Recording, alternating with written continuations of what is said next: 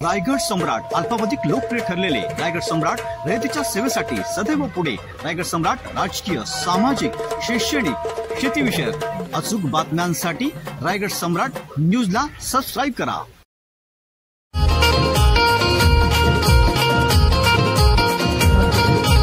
आज 4 महिलांना या ठिकाणी पुरस्कार दिला, त्याबद्दल मी खरं तर पहिल्यांदा दायगोडे मॅडमचं मनापासून अभिनंदन करते आणि आभार व्यक्त करते की आम्हाला तुम्ही हा प्लॅटफॉर्म उपलब्ध करून दिला। आज या ठिकाणी पनवेल महानगरपालिका आयुक्त माननीय देशमुख साहेब तसेच सावळकर सरांना मी त्यांच्या अगोदरही भेटलेली आहे आणि खरं तर जे आपले आजचे गेस्ट आहेत सुलेखा सावळकर त्यांचाही मी मनापासून आभार व्यक्त करते। आज या ठिकाणी मला बोलवलं त्याबद्दल खरं तर मी दायगोडे मॅडमचं मनापासून आभार व्यक्त करेन आणि आम्हाला हा प्लॅटफॉर्म उपलब्ध करून देत आहात आणि त्यामुळे आमच्यामध्ये अजूनही जास्त म्हणजे जे काही गोष्टी करायच्या राहून गेलेल्या आहेत त्या गोष्टी करण्याची उत्स्फूर्तता निर्माण होते। आज मी जास्त काही बोलणार नाहीये, मला वाटतं माझ्याविषयी ऑलरेडी माहिती असेल, थोडंसं सांगेन। मी एकाच गावात एकाच तालुक्यातले आहोत आणि मला बऱ्याच वेळा हा आवड आहे आणि यायचं आहे आणि थोडासा मला उशीर झाला त्याबद्दल खरं तर मी दिलगिरी व्यक्त करते, कारण की मी ऑफिसमधून यायला मला थोडासा उशीर झाला कारण की 4:30चा प्रोग्राम होता आणि मी सध्या नवी मुंबई महानगरपालिकेत उपायुक्त या पदावरती असल्यामुळे बऱ्याच ऑफिसच्या पण काही कामं असतात, त्यामुळे त्या कामातून थोडासा वेळ लागला। आज या ठिकाणी खरं तर खेळा आणि खेळातून पुढे जाणाऱ्या महिलांविषयी सांगेन। खेळातून पुढे जाणं आणि त्याच्यामध्ये आपली एक ओळख निर्माण करणं हा एक खरं तर खूप मोठा पल्ला असतो आणि या पल्ल्याला गाठण्यासाठी सगळ्याच महिला असतील, वेगवेगळ्या क्षेत्रामध्ये वेगवेगळ्या महिला पोहोचलेल्या आहेत। खरं तर खेळामध्येही महिलांनी नाव कमवावं असं मला वाटतं, कारण की खेळ हा एक वेगळं क्षेत्र आहे आणि त्या खेळाच्या क्षेत्रामधून पुढे जाणं एक जिगिरीच असतं, कारण की त्याच्यामध्ये फार मेहनत असते आणि बऱ्याच वेळा महिलांना या क्षेत्रामधून पुढे जाण्यासाठी मार्ग हा मोकळा नसतो, कारण की बरेच पालक वर्ग असतात की त्या क्षेत्रामध्ये जाण्यासाठी टाळाटाळ करत असतात। खेळ असं क्षेत्र आहे की त्या क्षेत्रामधून आपण पुढे जर गेलो तर आपण जगाच्या पाठीवरती आपल्या जगाच्या कानाकोपऱ्यामध्ये आपलं नाव पोहोचवणं हे फक्त खेळाच्या माध्यमातून होऊ शकतं, कारण की खेळ एक असं क्षेत्र आहे, मला वाटतं इथे जेवढे पुरस्कार आहेत सगळे खेळातले आहेत आणि मला वाटतं की खेळ असं एक क्षेत्र आहे त्या क्षेत्रामधून आपण सर्व जगाला उभं करण्याचं काम हे फक्त खेळामधूनच होऊ शकतं, कारण की आपण आपलं जे राष्ट्रगण आहे, राष्ट्रगीत आहे ते ज्यावेळेस आपण एखादं गोल्ड मेडल घेत असतो आणि त्यावेळेस आंतरराष्ट्रीय दर्जाच्या ज्यावेळेस स्पर्धा होतात आणि त्या स्पर्धेमध्ये आपलं ज्यावेळेस सुवर्ण पदक येतं त्यावेळेस हा पदकाचा मान आणि राष्ट्रगीताचा मान हा आपल्याला देशाला मिळतो आणि आपल्या देशाचं नाव आणि राष्ट्रगण हे जगातल्या सर्व खेळाडूंना, आपल्या जगातले जेवढे काही देश पार्टिसिपेशन झालेले आहेत त्या सर्वांना उभं करण्याचं काम हे फक्त एखादा खेळाडू करू शकतो। त्यामुळे खरं तर आपण खेळामध्येही महिलांना प्राधान्यानं पाठवलं पाहिजे, कारण की खेळामधून आज आफ्टर पॅन्डेमिक पाहायला गेलं तर खेळाला खरंच प्राधान्य देणं गरजेचं आहे। का? त्याचं कारण आपण शारीरिकदृष्ट्या तंदुरुस्त असणं हेही गरजेचं आहे, कारण की जर आपण शारीरिकदृष्ट्या तंदुरुस्त असू तरच आपण पुढे जाऊन काहीतरी आपल्या पुढच्या ज्या काही आपल्या गोष्टी आहेत त्या करू शकतो। त्यामुळे आपण जरी खेळामध्ये जाऊ शकला नाही तरी मी इथल्या महिलांना, सर्व महिलांना सांगेन की आपण शरीरासाठी थोडा वेळ द्यावा आणि आपण सकाळच्या वेळेमध्ये थोडा का होईना आपला व्यायाम शरीरासाठी केला पाहिजे। सकाळी जेवढा वेळ मिळेल त्याच्यातून आपल्या स्वयंपाक असेल, घरातली वेगवेगळी कामं असतात महिलांना, आणि ती कामंही करत असताना आपण शारीरिकदृष्ट्या तंदुरुस्त राहणं हेही गरजेचं आहे. कारण की आपल्या कुटुंबाचा मला वाटतं की 80% पार्ट हा महिलांवरती अवलंबून असतो. कारण की एखादी महिला ज्यावेळेस घरात असते त्यावेळेस सर्व काही ठीक असतं. ज्यावेळेस महिला घरात मला वाटतं की बऱ्याच ठिकाणी बऱ्याच वेळा मी बघितलेलं आहे, ज्यावेळेस घरामध्ये महिलांचा जर तेवढा सहभाग नसेल तर बऱ्याच अडचणींना सामोरे जावं लागतं. हे पुरुषांनाही माहिती आहे. कारण की ग्रह खाते बोलणारे गृहमंत्री जसं घराचा जो पाय असतो तो स्त्रियांवरती असतो आणि स्त्रियांनी तेवढं कणखर आणि चांगलं राहणं शारीरिकदृष्ट्या फार गरजेचं आहे. आपण बऱ्याच वेळा आपण त्या गोष्टींकडे दुर्लक्ष करतो. तर त्या गोष्टींकडे दुर्लक्ष करू नका. महिलांमध्ये बऱ्याच वेळा बरेच प्रॉब्लेम येतात, शारीरिकदृष्ट्या बरेच प्रॉब्लेम असतात. कारण की आपण फॅमिलीवरतीच पूर्णपणे फोकस करतो आणि आपल्या शरीराकडे दुर्लक्ष करत असतो. तर मी सर्व महिलांना सांगेन, आपण जेवढा वेळ मिळेल तेवढा वेळ हा आपण आपल्या शरीरासाठी काढा. थोडा का होईना वेळ, सकाळ संध्याकाळ का होईना, पण आपला वेळ आपल्या शारीरिक शरीरासाठी द्या. कारण की तुमचं शरीर असेल तरच तुम्ही पुढे जाऊ शकता. त्यामुळे सगळ्या महिलांना एकच विनंती असेल, आपल्या शरीराकडे पण दुर्लक्ष करू नका, जेणेकरून आपण पुढे जाऊन आपल्याला काही अडचणी येतील.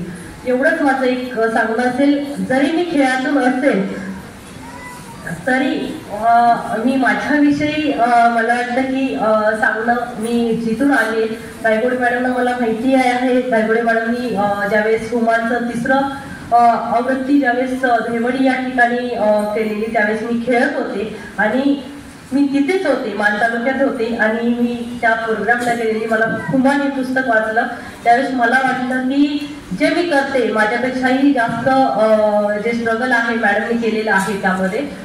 पण आपण स्ट्रगल केल्याशिवाय पुढे जाऊ शकत नाहीये. स्ट्रगल हे फार गरजेचं असतं. स्ट्रगल जर आपल्याकडे सगळ्याच गोष्टी आपल्याला जर मिळत गेल्या, सहजासहजी मिळत गेल्या, तर आपण त्याची किंमत ठेवत नाहीये.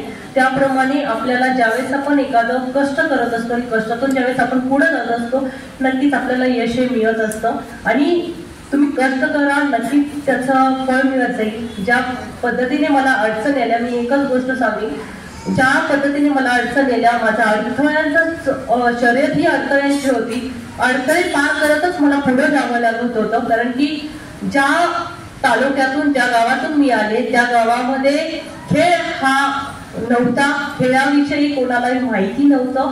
महिला म्हणून, मुलगी म्हणून 1999 मध्ये मी ज्यावेळेस सुरुवात केली खेळाला त्यावेळेस खेळाला प्राधान्य नव्हतं. पण मुलींना बाहेर घरातून पडणं हेही त्यावेळेस प्राधान्य नव्हतं. खेळाला किंवा मुलींना बाहेर जाणं हे फार कठीण होतं आणि त्या प्रसंगी मला त्या खेळासाठी मला पुढे जावं लागलं. बऱ्याच अडचणी आल्या, बऱ्याच वेळा बरेच लोकांचे वेगवेगळे विरोध होते, वेगवेगळ्या म्हणजे एखादं मी रस्त्याने पळत असेल आणि खेळ म्हटलं की छोट्या कपड्यांवरती खेळला जायचा आणि त्यामुळं अडचणी यायच्या.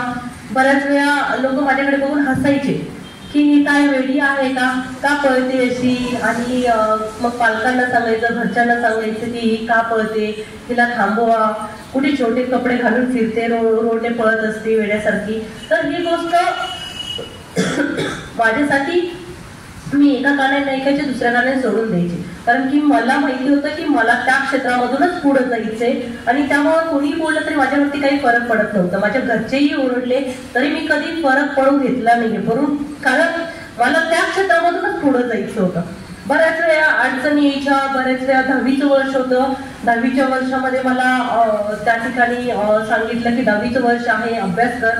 माझ्याकडून अभ्यास हा होणार नाहीये. मी अगोदरच घरच्यांना सांगितलं, मला जर अभ्यासात खेळातून पुढे जाऊ देत नसाल तर मी घरी राहते, पण मला अभ्यासात काही रस नाही आणि अभ्यासातून मी पुढे जाऊ शकत नाहीये. आणि त्यामुळे मला 10वीत बऱ्याच वेळा बऱ्याच अडचणी आल्या. 10वीच्या वर्षामध्ये मी माझ्या नॅशनल कॉम्पिटिशन होत्या, मला घरच्यांनी जाऊ दिलं नाहीये आणि तरी मी तिथं न थांबता माझ्या घरच्यांच्या ऐकलं. मी 10 दिवस घरी राहिले आणि त्याच्यानंतर ना घरच्यांनी विचार केला की हे नाहीये, ही काही ऐकणार नाही आपलं, कारण की मी जिद्दी होती आणि नेहमी ही मुलांबरोबर फाईट करायची, काही ना काही भांडणं घेऊन घरी यायची, मी काही ऐकणार नाही कोणाचं. आणि त्यामुळं मला वाटायचं की नाही घरच्या ऐकतील. 10-15 दिवस गेले, माझी नॅशनल कॉम्पिटिशन होती, नॅशनल कॉम्पिटिशन मी करू शकले नाही.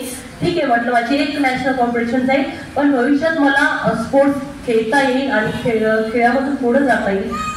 10-15 दिवसानंतर स्वतः घरचे बोलले की ठीक आहे, तुला जे करायचं ते तू करू शकते.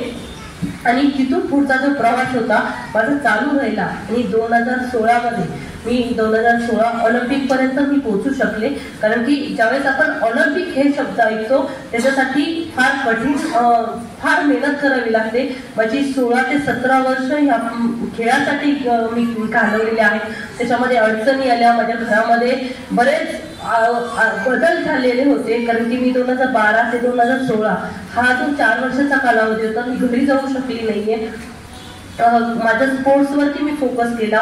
त्याच्यामध्ये माझ्या घरातले वेगळे झाले, एकत्र कुटुंब होतं, वेगळे झाले. माझे आजोबा एक्सपायर झाले, माझ्या छोट्या बहिणीचं लग्न केलं, पण मला त्या गोष्टींना जाता आलं नाही. का तर मला फक्त ऑलिम्पिक दिसत होतं आणि त्या स्पर्धा होत्या, त्यामुळे मला कोच माझा अलाव करत नव्हता की मी जावं त्या ठिकाणी, मी त्या गोष्टींमध्ये इन्व्हॉल्व होवं. कारण की त्याचा इफेक्ट माझ्या स्पोर्ट्सवरती, करिअरवरती होऊ शकत होता, परफॉर्मन्सवरती इफेक्ट होऊ शकत होता.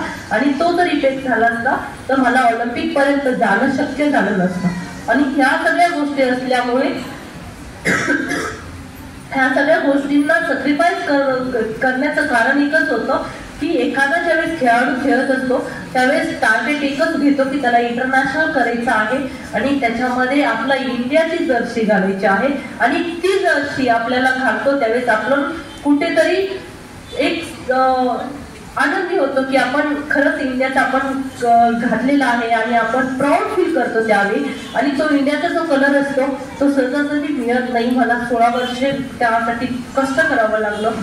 आणि हे कष्ट केल्यानंतरही मला ज्यावेळेस मी रनिंग करत होते, तुम्ही यकीन नाही करू शकणार की मी 2013 ते 2016 या कालावधीमध्ये माझ्याकडे जे मी ज्या कोचच्या अंडर प्रॅक्टिस करत होते ते रशियन कोच होते, बेलारूसचे कोच होते.